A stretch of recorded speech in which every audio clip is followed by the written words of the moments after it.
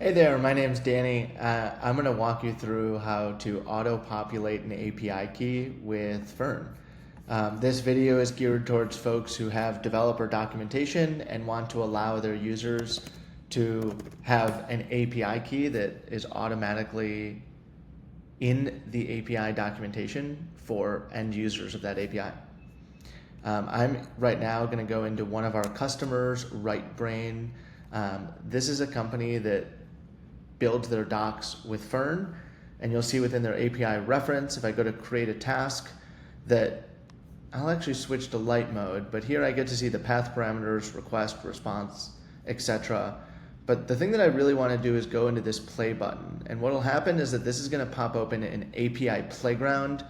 This API playground is going to allow me to actually interact with the API, and we can see that as I add information, I can see it here in the path parameter, and I can even see it if I go ahead and change what this looks like. I can also change the content of the request body. But I don't want to provide a token manually. In this case, I want RightBrain to handle the authentication for me. And so I'm going to go ahead and click login.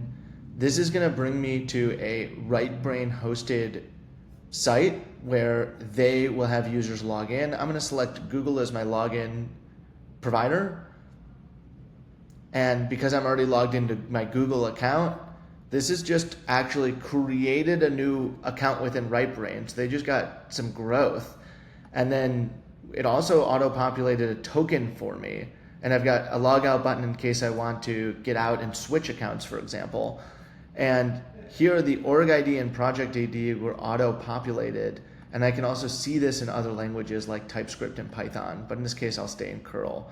I can then send the request and actually see a real API response.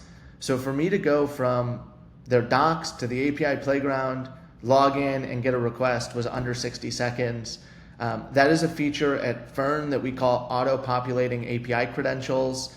If you'd like to set it up in your docs, I encourage you to post a comment in our Slack community.